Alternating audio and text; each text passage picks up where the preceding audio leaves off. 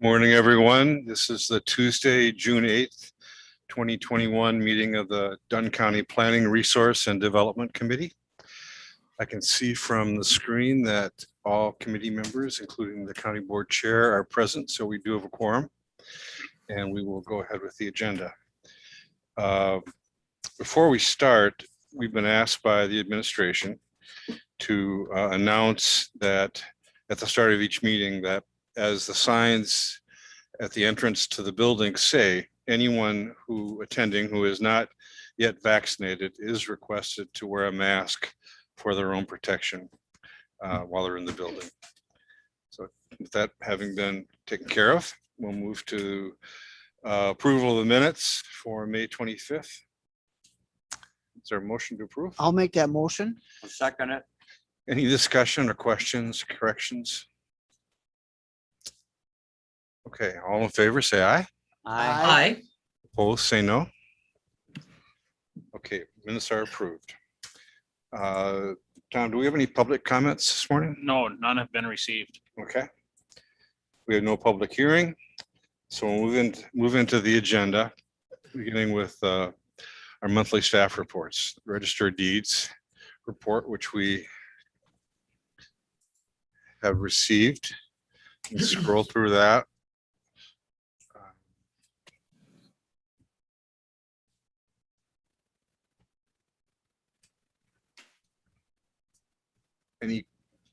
Any questions? Is Heather there? Is Heather here?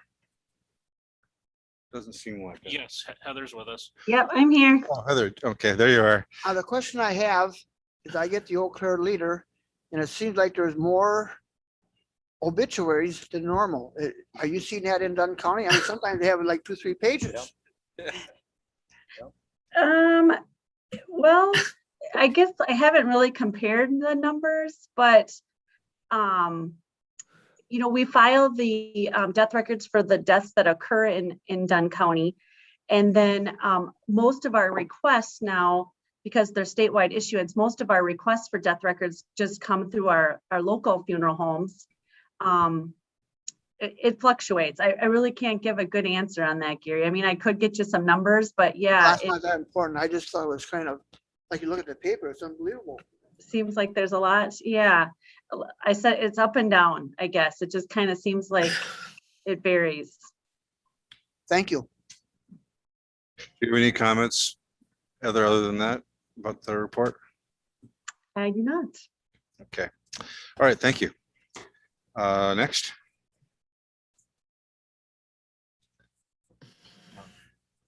Survey Department.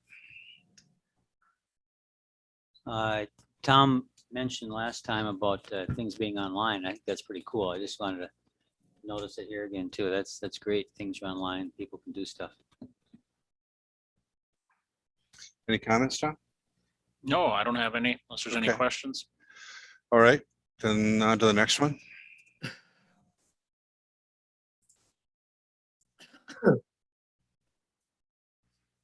Land and Water Conservation. Just a couple questions for Yeah, Chase. sure. Yeah. Chase, I noticed in a couple spots here, it's talking about following up on potential manure runoff complaint in O'Galley, another DNR 151 stepped enforcement case. We've been talking about enforcement and I'm just kind of curious, this is just normal run of the mill stuff going on? Yeah, we usually, my understanding, and it's been my experience since I've been employed here, that we have about 3 to 5 constant cases that we're dealing with. Typically they're complaints. A citizen complains about an issue and we need to follow up on it. There's a couple one that I mentioned in here about step enforcement. That is a DNR enforcement process that they're administering, but they rely on us for assistance for that. So those are ones that elevate to a certain level where it's beyond our authorities here locally, and DNR steps in and runs with those. So is that a long-term thing? Yeah, I think this particular case has been going on for over 5 years. Well, Oh. Yes, Supervisor Morehouse.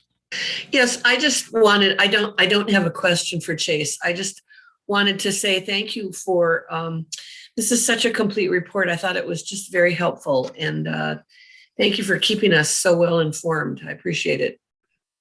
Welcome. Thank you. I think we'll all second that. Yeah, that's Go just what I ahead, was Mike. gonna Yeah. say. We'll Oh, I'm second sorry. thinking of that. And congratulations and thank you for getting on the Red Cedar Watershed Conference Planning Committee. I mean, it's, I don't know how to take the congratulations yet, but I'll. yeah, it's like a It'll lot be of good. work at recognizing. So way to be involved. Great. Yeah, I think Chase has very graciously accepted that invitation, and it will be a certain amount of work because there's some reorganization going on right now. So I think everyone really appreciates having him participate in that. Mr. Chairman, I'd like to echo in if I could too, please. Paul, or Chase does a lot more than sometimes we're all aware of. I've been working with him for years on the lower Chippewa invasive species, and you really were important on that part of it. And then last Saturday, I went out to the old, what we call ferry pit, and I saw the Colfax Red Cedar reclamation area. And I guess, Chase, I know that's been turned over to the Conservancy. But that is an awesome place, and we ought to be proud in Dunn County of what has been done. And I don't know where else to add that other than say I know you've worked with all these people, Chase, in the past, and with the invasive species. And so I guess maybe we're keeping it on you today with all these things that we appreciate. So thank you. Okay. Next.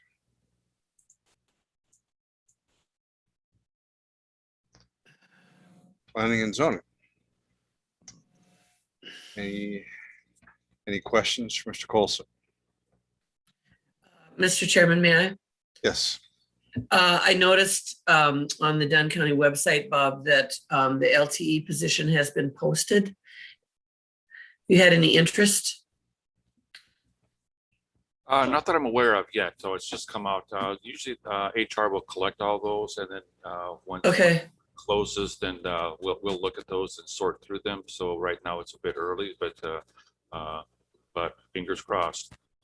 Yeah, right. Any other questions?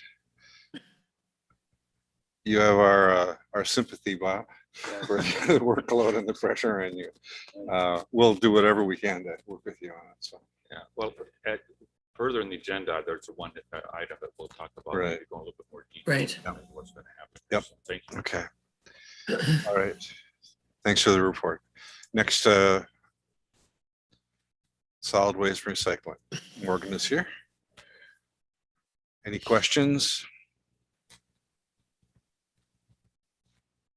Well, I have a concern that David answered a little earlier, kind of. I was really disappointed that I see we're going to keep the facility and use for cold storage.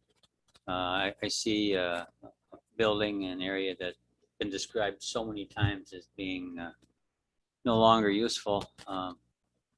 It just seems like it would have been better off getting rid of it, because we have the land if we ever need it. So I was real discouraged with that. However, there's some other reasoning, and I don't know which of you wants to comment on that. That makes me think about it again, but I'm not convinced. So Say what I Maybe a little closer to the mic too. is, we've identified with our capital plan, borrowing $3 million a year for the next 5 years for capital improvement stuff. And one of the things that are in there are about $2 million of a building for cold storage for the highway department. Now, I know that, using this building would not be the same as having their own building out at the highway department facility, but they are using the old highway department buildings by the fairgrounds. And to add this to that, those buildings may make up about what they wanted to build. And you know, keeping in mind that Dunn County is 6th in capita of long-term debt right now. Any idea that I can come up with to keep our long-term debt down, at least until, you know, a few more years until the waivers are paid off, just makes sense to me. And if this, I would love it. I would really like to see us at least try it a year and see how it works. If it works for highway, that's great. If it doesn't, we can sell it. It just makes sense. Dave, your mic keeps going in and out. I'm gonna have Matt grab you a different mic if possible.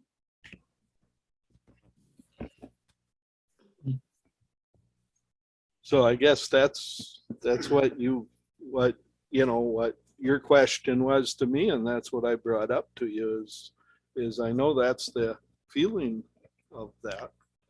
I want to thank Morgan and Mike for doing such an awesome job cleaning the place up and stuff, because that DNR report or whatever that they come in and check, I mean, you guys, it was, you know, that report came out great. And I think there were some people that were worried it may not. And I think that goes a long ways, you know, cleaning it up and for what you guys did went a long ways to make that come out that good. So thank you. So thank you, Dave, for explaining that.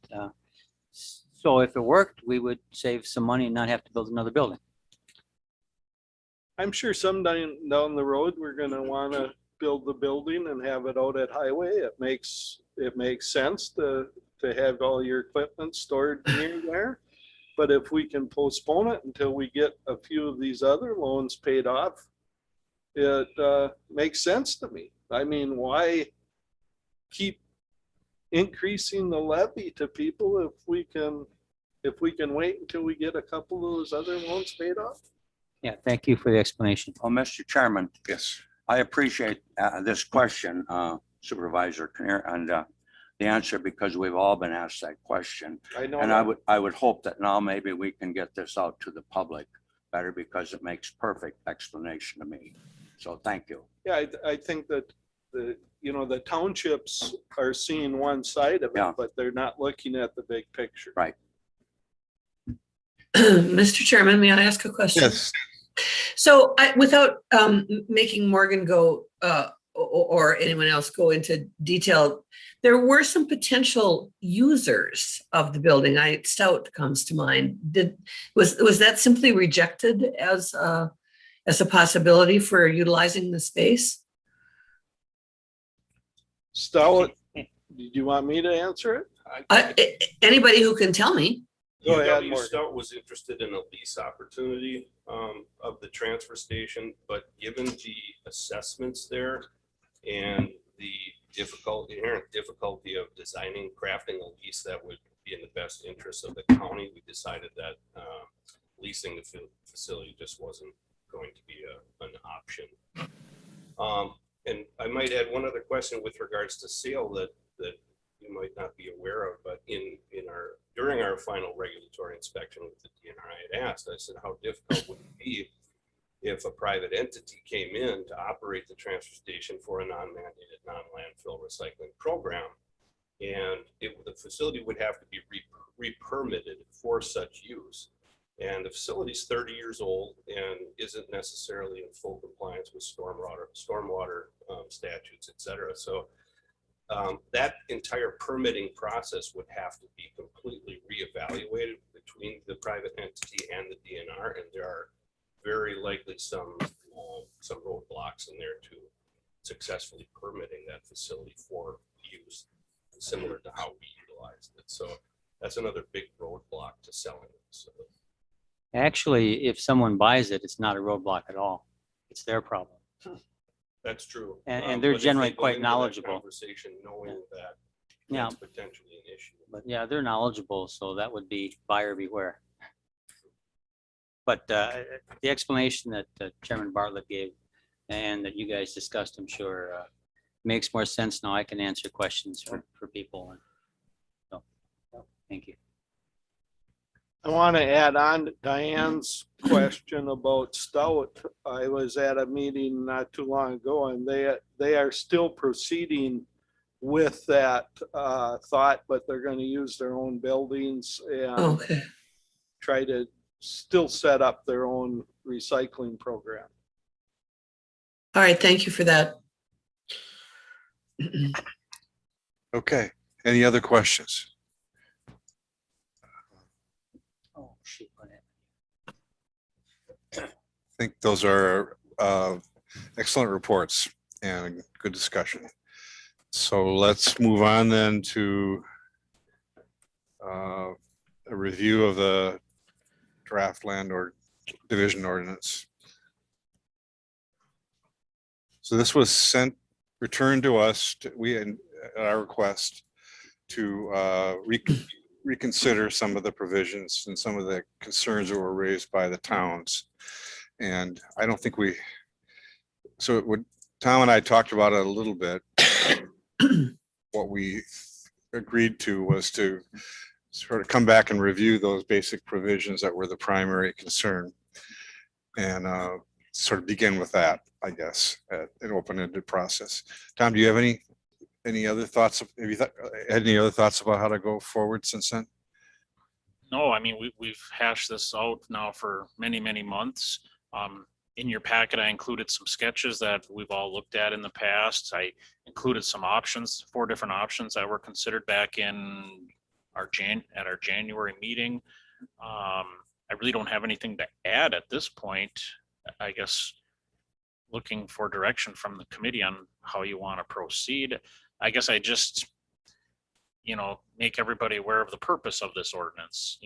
People are wondering, why are we doing this? Well, if we look at the purpose, and we've all been through this before, I'm not going to read through it again, but we've got 11 different purposes here of our ordinance, and the regulations that we're proposing are serving all these purposes. So that's why we're doing this.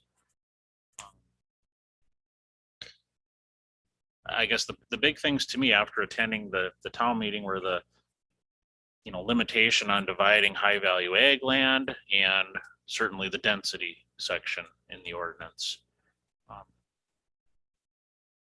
So I guess I can take us down to that density section, and maybe that's a good Why don't we place go down there? good place to start. I mean, I think the purpose is important because we may propose something that our job is to propose something that's in the interest of the county, taking into account all of the interests that are expressed by the local government units, but we may not totally agree, or we may, but we'll see. And Question for Tom? Yeah, please? yeah. In the unzoned township, if a person wants to have a greater density, can they get a state plat or a county plat? Because they're unzoned, they can't do it, or can they do it? The way our regulations are set up, it's 8-to-1. There is no, They can't go to the state for a state plat. the platting process is not a way to increase the density. The platting process is just a means to accomplish what has already been allocated to you in a quicker manner. Because if you remember our ordinance limits, it's so many splits on the tract in a 5-year period. So it's 5 right now, 5 splits on that contiguous tract in a 5-year period. If I'm entitled as a landowner, I own enough land and I'm entitled to 20 splits there, and I don't want to wait and do those in a phased approach, 5 every 5 years. I want to do them all in year 1. The platting process allows me to accomplish that quicker. It doesn't allow me to go from my entitled 20 splits to 45. Does that make sense? And that's the language of the proposed ordinance, right? Correct. What does the current ordinance say with respect to unzoned? The current ordinance that we're operating under as of today says you can do 4 splits per 40 in a 5-year period by way of a certified survey map. If you want to do more than that, then you have to use the platting process. So if I own 40 acres and I want to put a 17 lot subdivision on there, I can do it right now, but I can't do it with a certified survey map. I have to use either a state or a county plat, depending on how large my lots are. Because if you do more than 4 lots under 1.5 acres in a 5-year period, it triggers a state plat. So, but if I want to take a phased approach, plats are expensive. They require engineering plans, road plans, soil erosion control plans, state approval. The time takes a long time to get those through, takes committee approval. If I want to do a phased approach and do my 4 lots right now, I can do all 17 lots. It's just going to take me, 2 or 3 succession of 5-year periods to get that done. So to answer your question, right now, you can do 4 lots per 40 in a 5-year period, but you can also do more than that if you go through the platting process. And the proposed ordinance language would take away that extra, the ability to do more lots through the plat process. Right. The proposed ordinance limits you by math. It's a density ratio. 8 to 1. It's a calculation. Whatever that number works out, that's it. It's a finite number. Just a question. I'm wondering, we have some folks attending. Are you able to hear the discussion? Okay. Yes. Okay. Mr. Chair, could we step back just a little bit? Sure. Now, we've chosen to use density as a tool, one tool. And the question that we want to make sure we agree on is, does that tool work for what we want to get done, those 11 things? Does the tool work to help us reduce the number of impaired streams? Does the tool work to help with well water? Does that tool work to all the different goals that the county has made? Does it help us? It's an environment as a priority for our strategic plan. So it seems if we choose and say, yeah, we do believe density is a good tool, well, then the question to me is how can we engage the towns so that we can discuss and they can come up with a different tool or tools that do work to accomplish these same things.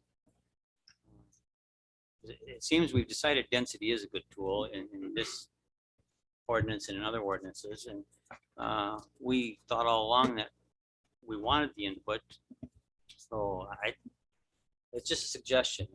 If this is what we want, the density, then okay, how can we engage the townships so that they can say from their point of view, well, what other tools can they use or can we use together to take the place of density or to complement it or whatever.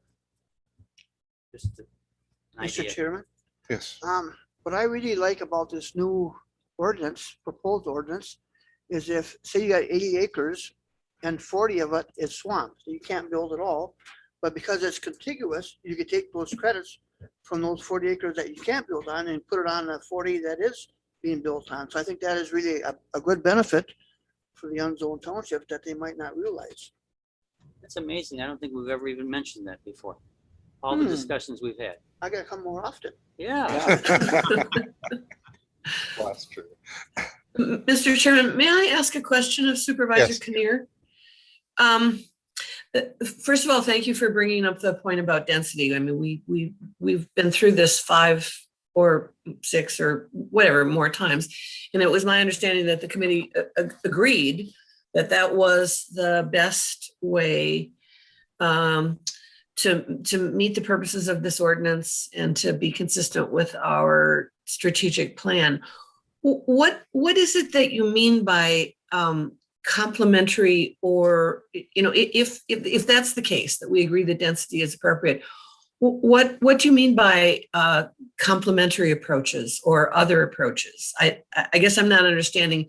Do you want to substitute? Do you want to pair propose, I don't know. I don't understand what you mean, Mike. Well, density is just one tool. Perhaps there are other tools that will work well enough so that we can come to an agreement with the towns that are unzoned. Because they're unzoned, so they don't have the ability to be rezoned into residential. So complementary, I can't remember which word you used, but yeah, whether they can work side by side or completely different proposals.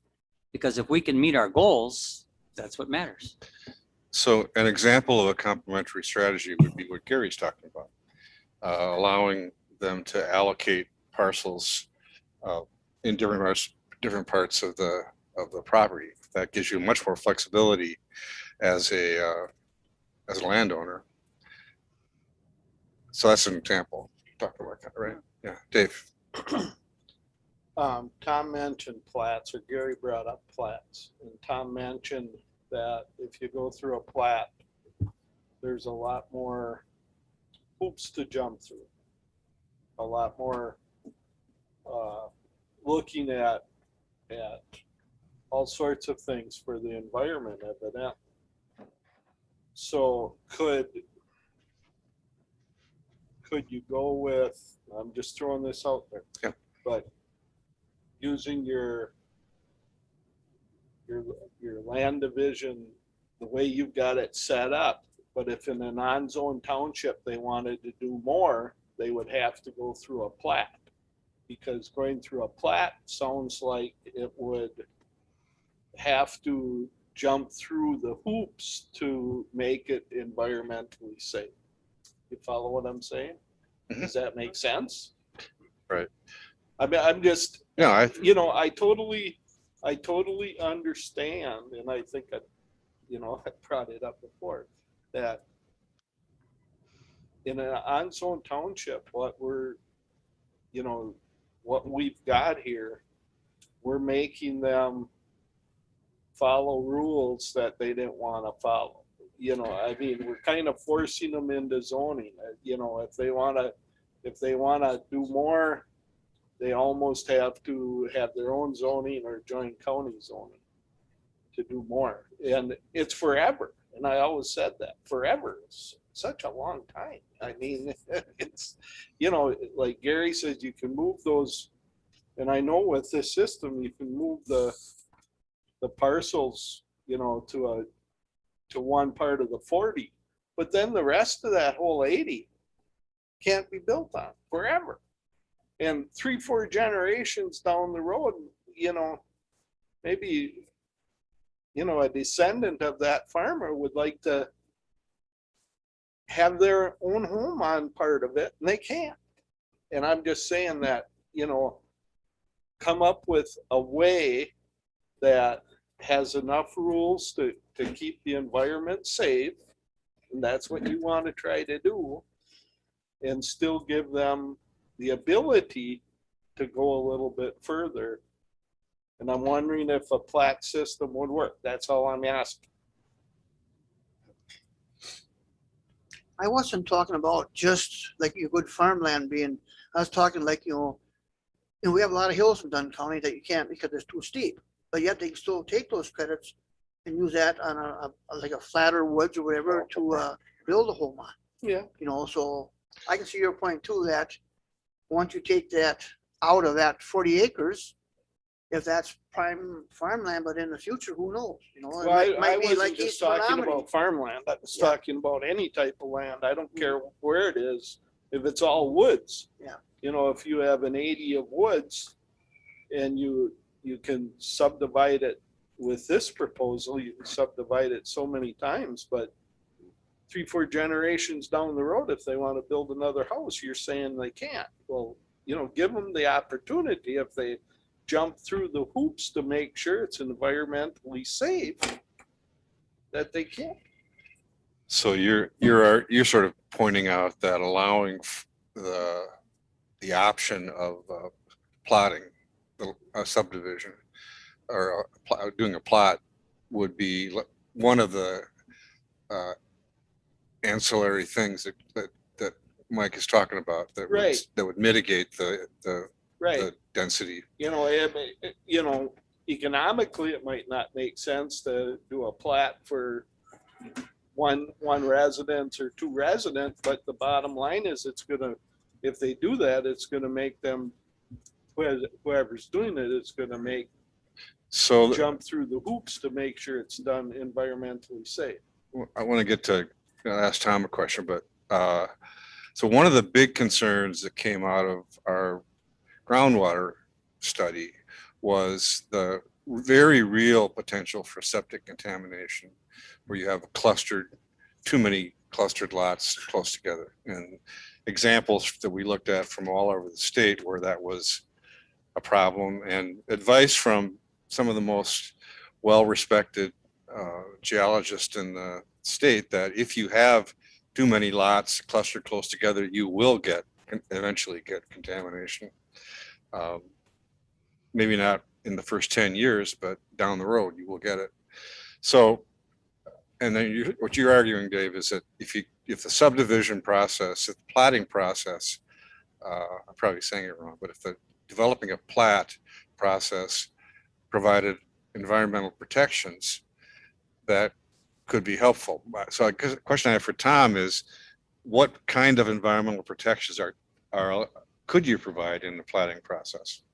Well, one thing in the platting process you might remember is we require one soil boring on each new lot that's being proposed. We don't require that on a certified survey map. So if you're doing a plat, soil borings would be required, one per lot.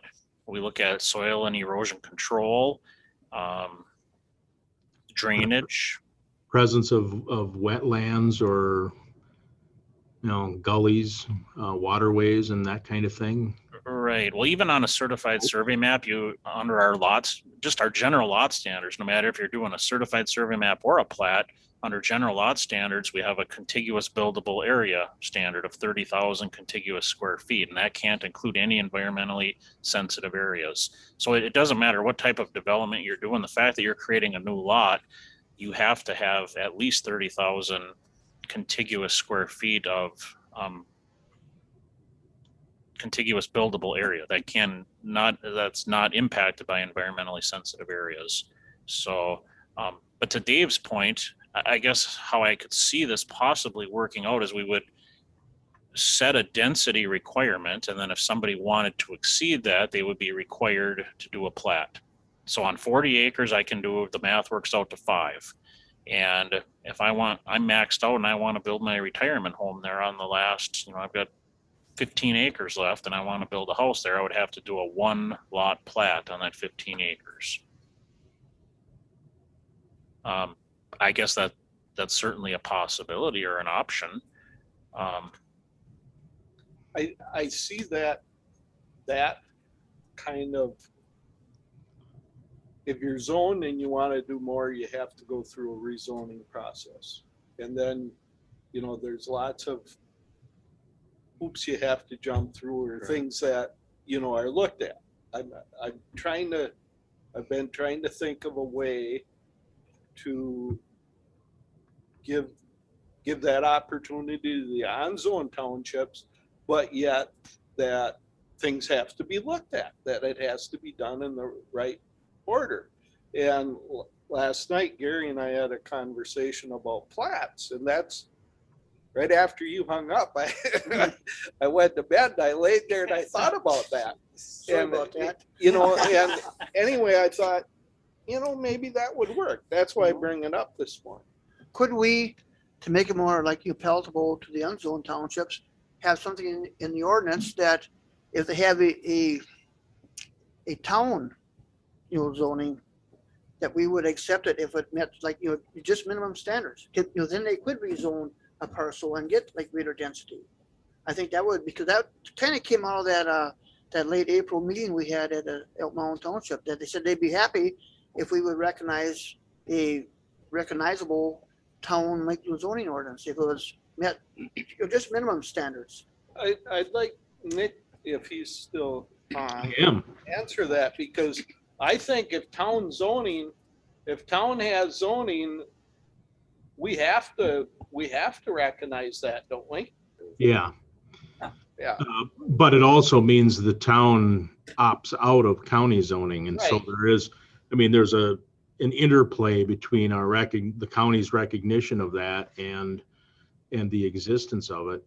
I think it would be possible for us to craft some language that would impose, sort of presumptively impose, this density-based approach with limitations that go along with that until you reach a certain number of lots, and then it could turn over to a plat requirement. And I think we also could include language that would make the density-based aspect of it inapplicable if a town has a legitimate zoning ordinance. For example, I don't think it would be advisable to defer to a town if they passed a zoning ordinance that said, section 1, anybody can do anything they want to with their land. That's our zoning ordinance. I'm not suggesting that would happen, but it ought to be, the zoning ordinance itself ought to be, kind of in line with, lend itself well to working with the concept and plan for protecting the environment through regulation of land use that the county has. And so I think you could work all of those things into verbiage that that you could look at and maybe include in an amendment, or revised document to bring it to county board. Mr. Chairman, Yes. do we have any information about how many of the unzoned, non-participation in county zoning townships have their own town zoning? Do we know? None. Yeah. None? Yeah, they're all Currently not, truly yeah. unzoned. Okay. There were, but no longer. Tom, do you have any reaction to that?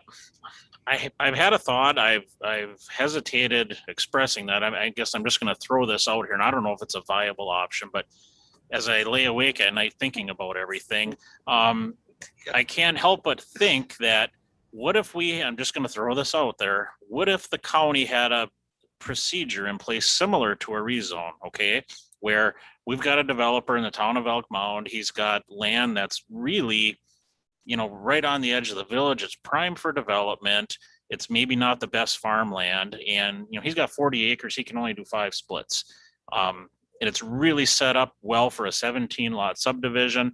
What if he approached the town, and the town had support for this, it was maybe in their comp plan that this was an area good for development, he could have the developer could come to the county, and with the express approval of both the PR&D committee and the town support, we could somehow do something similar to a rezone. It wouldn't take county board approval, but it would just take approval by this committee and the respective town on a case-by-case basis. We would take each example on their own merits. So for example, they would come in, the town would be supportive of this, the PR&D committee would consider all the facts, and we would make a decision. It would be, I guess, like a variance, if you will, of our ordinance. And perhaps they could already do that under our current proposed language. We do have a variance section where they would come in on a case-by-case basis, and maybe the committee would look at it and say, yes, this is a perfect spot. We want to see some development here. It's not the best farm ground, even though our ordinance doesn't allow it. We have a provision in here. You come before us with your town representatives, and we'll make a joint decision and allow this to happen. Similar to approving a rezone request in front of the full county board, but it would not take county board approval. Now, I don't know if that's possible, but it's something I've thought about quite a few times and have not brought it up. Similar to Chair Bartlett's comment about, what if I want to just make one more lot than what's allowed? Well, you come in with town support, you come before the PR&D committee, and we take it on a case-by-case basis. Now, would that be setting a precedent? I don't know, but it's just something I wanted to throw out there as a possible option that we could consider cases on a case, certain cases on a case by case option. Now, certainly if the developer came in and the town was not supportive, then, it wouldn't get very far, or vice versa. The town supports it, but the PR&D committee said, hey, this isn't a good idea. I don't know if that's something we could explore as an option. So there, I've said it. It's going to take more writing, but I think it's something that we could put together for, having the committee look at it. And it wouldn't be a guarantee. People can't say, well, I'm just going to use this option and I'm going to develop my property. There would be no guarantee, just like a rezone. There's no guarantee at a rezone. We've all been at some rezones that were very contentious at county board. There's never a guarantee, but it would provide an option for these people that are in unzoned towns. Just a thought. My only first of all, I think it's something that we could draft. And secondly, I think it would be important to have details in on this, because there's too many aspects of it that it's, in other words, it's too big of a list of variances to simply fall under the category of variance. Usually then you'd be looking at one particular requirement, and if you're looking at town approval, I mean, that's all stuff that should be written into it. But like I said, it's going to take more writing, but I think it's something that we could put together if the committee wants to see an example of that. I I have to wonder say that I whether, think that's an interesting alternative. go ahead, Diane, say again. I'm sorry. I think that's an interesting alternative. I would like to see some more on this. And sorry, Tom and Nick. But That's okay. I miss Tom greatly. I'm wondering whether, this is Tom Quinn, I'm wondering whether, rather than asking staff to write a draft ordinance language, whether asking staff to write some conceptual explanation of how we had several different possibilities of how this could work, some conceptual explanations of how this could work, that we could look at and discuss. Is that possible, Nick? Tom? Yes. Sure. Okay. Mr. Chair, could I Yeah. give another? Yep. A question of Tom C. Right now, in the proposed ordinance, we have 5 splits per 5 years. The current ordinance that's actually working is 4 splits. But changing the number of splits to like 2 splits per year or something like that, would that accomplish a controlled growth? But people would still be able to eventually use it up. Lower density, but higher, but more, or No, more, same density, and but just instead of 4 splits, 2 splits a year. and ongoing. Ongoing, Yeah. forever. The other one, these are just ideas throwing out. Another one is if you have 2 80-acre parcels and they're not contiguous, could you say, well, you own them both, you can use those 2 parcels and divide it out and put all the things on one. It provides some flexibility. It's just ideas that are thrown out. Okay. This is a rabbit hole that we could go down for quite a while. But I think if we get some guidelines around it from staff, that would be helpful. I wonder whether, so this is a process that's based on our previous discussions. It's going to take us some time to sort through before we're ready to just make some decisions. And I'm wondering if it would be okay with the committee, since we have some residents here in an informal manner, if we could just allow them without objection, we could allow a few of them to share their thoughts after hearing this discussion. Is that okay with everybody? Yes. Okay, then without objection, I don't know if any of you have thoughts you want to share. Yeah. Yes. Please have the speakers give their name and address, so because it's a public record. Tony Christopherson, E9920, 630th Avenue, Elk Mountain. I'm the chairman of Town of Elk Mountain.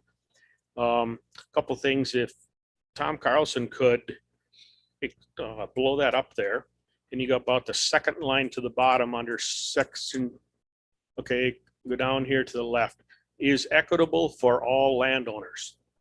This proposal is Supervisor Neer and Chairman Bartlett has talked about, does not have the same equity to a landowner in an unzoned town versus a zoned town, okay? And if Mr. Carlson could maybe explain in detail what goes on right now in the unzoned towns under the current land division ordinance, because what's going on is, what my understanding is, working with this in the last year, that so if we going to exceed the CSM limit, then we go to a plat. And Town of Elk Mountain has a plat that's going through his office right now. And so it's got to follow he's looking in detail at everything that's going on. The plat is on 620th Avenue. It's a mile west of Pollock's, if everybody probably knows where that is. It lies between I-94, the railroad tracks, and it's a triangle piece and a little bit of access onto the town road. It's not a good farmable parcel, okay? When today's modern farm equipment, I'm running with a smaller corn planter that's 40 feet. Okay, a standard size corn planter, if you're gonna get something done, is 60 feet wide, okay? The big guys are at 120 right now. So that parcel is never gonna get bigger. I'm sorry, the best use in the future is probably houses. You guys talked about at your last meeting about the need for affordable housing, okay? So anyway, but if you, the new document eliminates that option, okay, for us as a town, to you as a county to look at it. You're applying, Tom's office is applying the environmental safeguards in there because it's got to be a plat, but it flows through the town plan commission and the town board, okay? And we're the ones that vote on that, look at that, and that goes through, okay? The environment is protected, as Chairman Quinn had talked about, but it gets back to that the local people that are dealing with that is what's going on. The town of Elk Mound is located in the township 28 North, Range 11 West. Carved out of that in about 1900 is the village of Elk Mound. And a couple interesting facts. The town does not have any hog farms. There are 2 hog farms in the village, one in the southwest, one in the northeast. Some of the best farmland in that town is in that township is not in the town, the rural area, it's in the village. And right now, right east, it's inside the village limits, but it's east where the bank is. They're in the process of platting out that perfectly flat ground out there into putting houses in, okay? They don't need a highly erodible land plan to farm that like I do on a lot of my land, okay? Because it's a way better farmland than I've got, all right?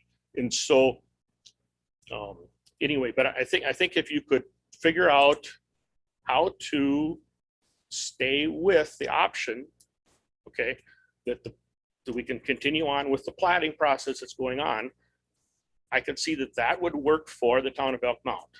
And I think the town of Springbrook has been in a similar situation, that they've done some of that sort of stuff in there, okay? You get to the other unzoned towns in the corners of the county, other than Rock Creek, I think they've got a lot of housing pressure from the city of Eau Claire. The other ones I don't think are seeing the housing pressure, okay? But in reality, we are seeing the housing pressure. And if you're gonna have affordable housing in the county, all right, that's a reality that's going on. Thank you. Okay, thanks. If I Anybody could, else? Mr. Chair, Yeah, could I just comment on that real quick? Because I think it's appropriate at this point. So as Mr. Christopherson mentioned, we are reviewing a preliminary plat right now. It's in the town of Elk Mound. As described by Tony, it's bounded it's not an ideal location. It's bounded by the railroad on one side, I-94 on the other. There's a small bit of frontage along 620th, and the parent parcel, if I remember right, is about 26 acres. And so if we were applying our proposed ordinance to this 26 acre parent tract right now, we divide that out, they're going to get 3 splits on there. Right now, the developer is proposing 10 lots. So this 10 lot plat would not happen under our current ordinance. Right. And I fully agree with Tony's comments that this property is not the best piece of farm ground. And it's probably best suited. I'm not going to say best suited, but I think it's certainly appropriate to have housing there, although some would argue you're sandwiched between the railroad and I-94, who would want to live there. But right now there is a severe shortage of housing, and I have no, I guess I can see where these lots are going to sell very fast once the development is recorded. So in my mind, this is a good place to have this plat, 10 new lots in there, but our current ordinance wouldn't allow it. So let's just say we had a provision in our ordinance where the developer came in with the support of the town, the county looked at this, the PR&D, and we said, you know what? Yeah, let's go ahead and approve this. Right now, we've got a plat we're reviewing. There's stormwater measures. There's ponds on there to control the runoff. There's wetlands. There's actually a conservation easement on the property that's protecting a lot of these environmentally sensitive areas. And county staff have reviewed this, and we feel the plat is, actually, I'm going to be bringing it before the committee, hopefully at our next meeting in 2 weeks, recommending approval of it. So just to speak to Tony's comments there, this is a prime example where this development would not be allowed to occur under our current proposed ordinance. Right. So Under our proposed change. right. Yep. That's all I have. Okay. Anyone else? Okay.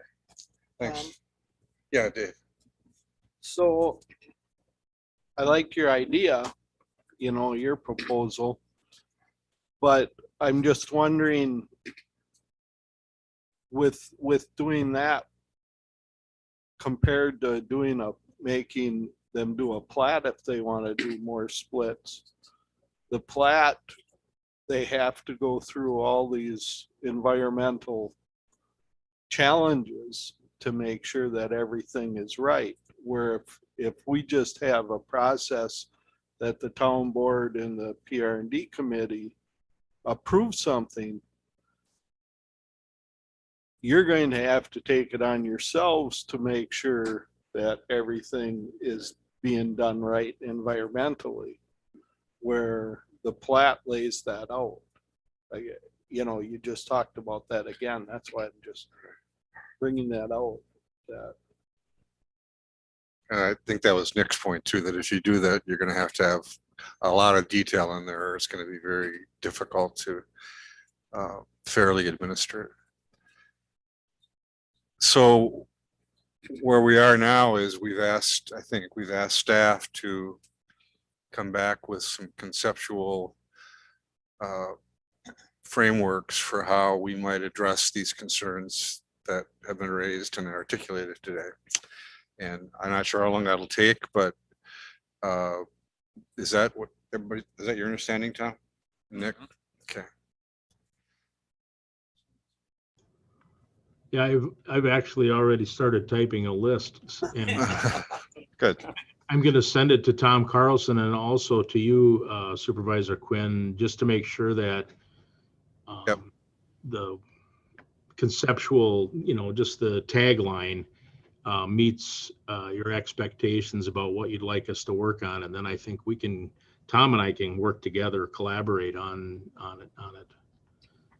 I'm thinking having some, a listing of desirable elements of the proposal and then listing the advantages and disadvantages of it, or the pros and cons, or whatever you want to call it.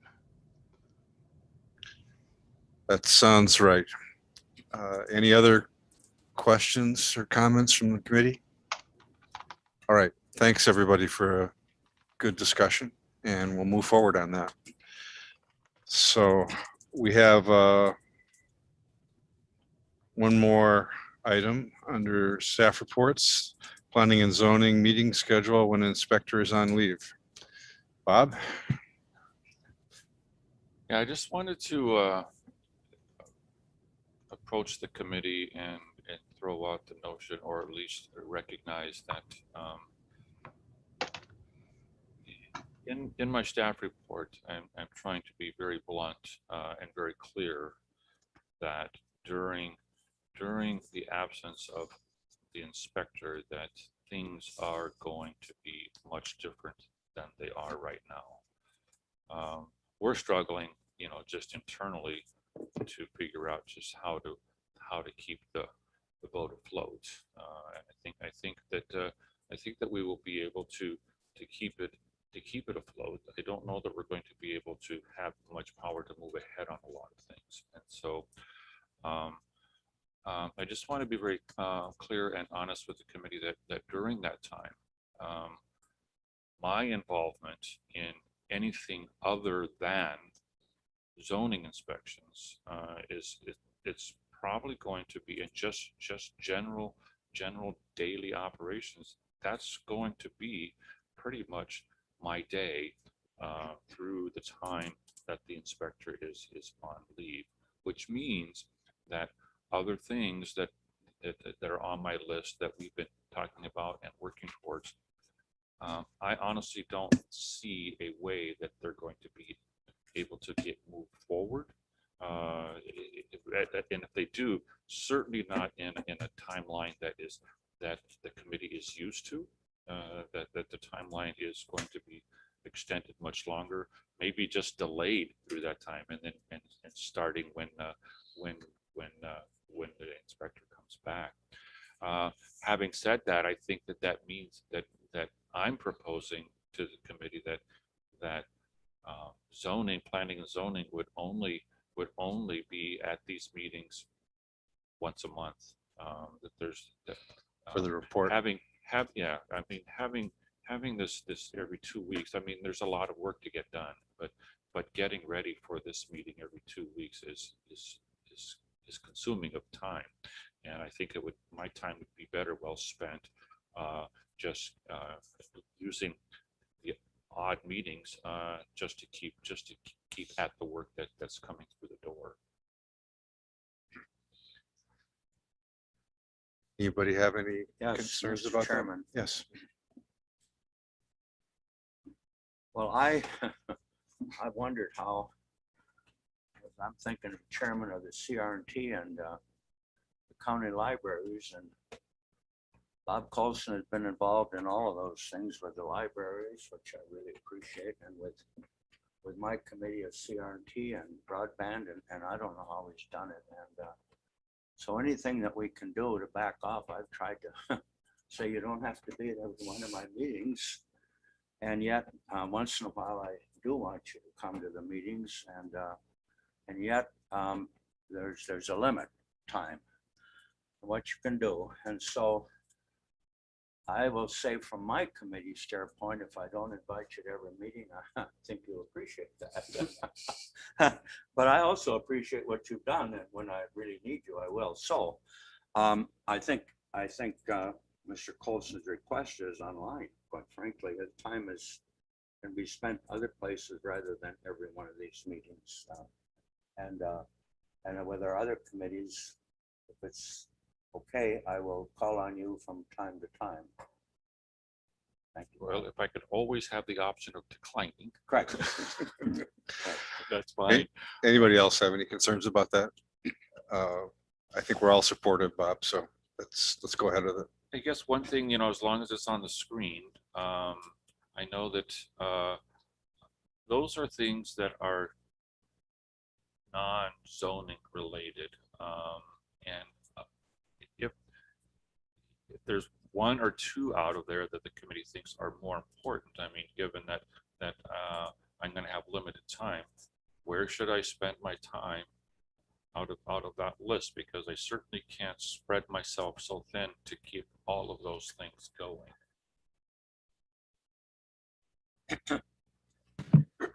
Mr. Chairman, Yes, Diane. Bob, how much time, I know you can't predict the workflow. How much time do you devote to managing the BOA? I mean, that's a process that needs to continue. Somebody has to somebody has to be in charge. And that's been you. Yeah, thank you. I don't know that the Board of Adjustment is really an option of work that can't get done. And so I think that work will have to go forward during this time, no matter what. It is a tremendous time sink in terms of just getting everything ready. And right now it takes the 3 staff that I have and myself, or the 2 staff I have and myself, working kind of tag teaming to get the stuff out on time to make sure that everything is coming through. We were going to be having 1 less person, so a little bit more. But the BOA stuff, I don't think is an option in terms of saying, well, let's not do that and do the ADU or something. But it is a tremendous amount of time, and we'll just have to bite the bullet and move through that. The fortunate thing about the BOA, and at least looking at the timeline of when the inspector will be on leave, is that usually an application comes in and it's 30, 40, 60 days to get things up and going. And so there shouldn't be a heck of a lot, except that there may be things that started and will get finished when the inspector returns. But 1 a month is about what we're kind of averaging, at least over the last couple of years. And we do have a couple that we're looking at right now that are looking to schedule, and so we'll just have to see where it is. But it does take a tremendous amount of time, and I don't see that that's an option not to do the BOA. Well, and I just don't, given that, that the BOA is not optional, I just don't see how you can take on any of these other tasks. I mean, you've been killing yourself for months, and now it's just going to be worse. And I think we can't expect more than that. We just can't. Well, I appreciate that. I think that probably captures it. Dave? Well, the couple of questions, all-terrain outdoor wheelchair program, that'll be handled by Rotary once we get it. And you could hand off all the other of storage and whatever else we have to do to facilities, because it'll be stored in some place in a facility. Yeah, I think that that program, I mean, there's a little bit of hand holding in the very beginning, and there's some, that's not a very big time sink. Rotary is going to take on the bulk of what's going there. There is still going to be some time invested, and maybe training facilities to take over those responsibilities is kind of the plan. Yeah. And converting files to the E format, is that the files that we sent out already, or? Yes, they're out, and we can't turn that ship either. That ship is going to come to port, and we need to finish that project, and so that's also one that is kind of non-negotiable. I think the things that I'm looking at in terms of negotiable items are things like the ADU discussion, the sanitary ordinance amendment that just came before you, non-metallic mining text amendment. I guess that's the one that came before you. The comp plan amendment. Those are things that are where is the committee in terms of those things, in terms of what, if we were going to pick something out of there, what to move forward, and realizing that moving forward it is going to be a very small step. So my reading from the comments and my own thoughts are that those things, as much as we'd like to move ahead on them, we'll have to wait for a little while. Yep. Unless something comes up that changes the situation, in which case we can always reconsider. But fingers crossed on hiring an LTE, that we get somebody with some experience. That would be great. And so what I hear you asking is, if you were to come up with some time, which of those that are important to this committee would they like you to start with? Or continue on, yes. or continue on with. So I think that's a question for this committee.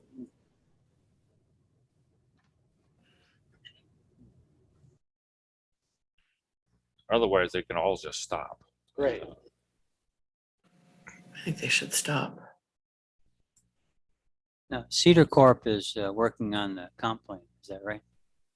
Well, yes, but they're not independent. It takes a tremendous amount of my time to keep that going. Yes. But what I was saying is can you just stop with them? I realize that you work together. Well, yeah, and they make work time. on it. They work on a time and material basis. If they don't put in time, they don't get paid. Okay, and so we could, okay.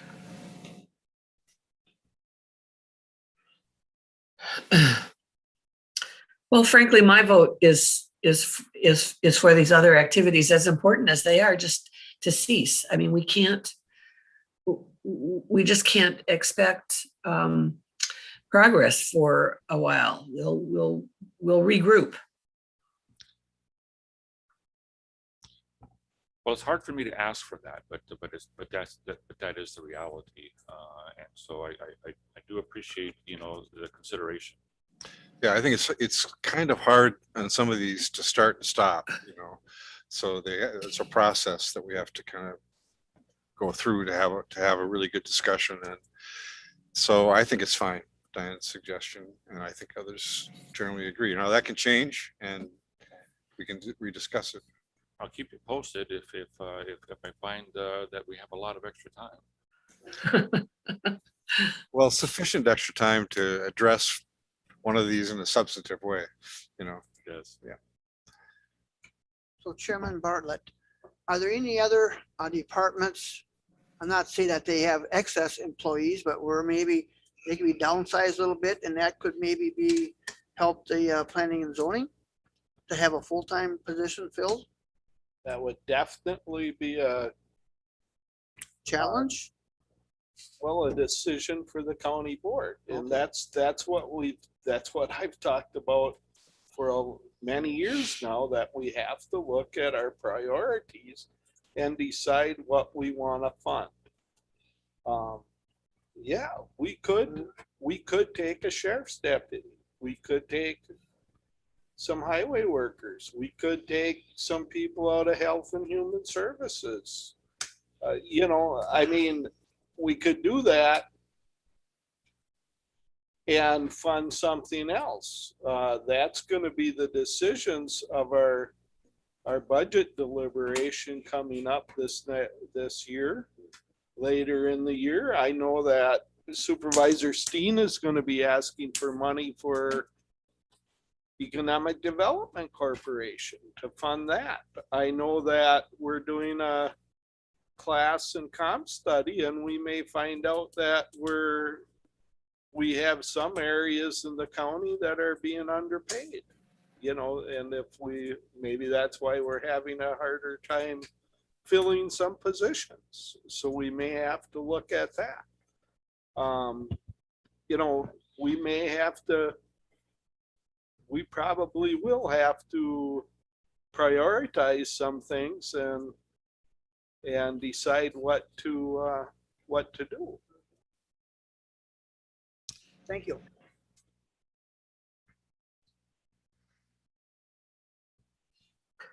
Okay. I think that's the last item on our agenda for today. So our next meeting is June 22nd. Is that still okay with everybody? I may have to do that one remotely.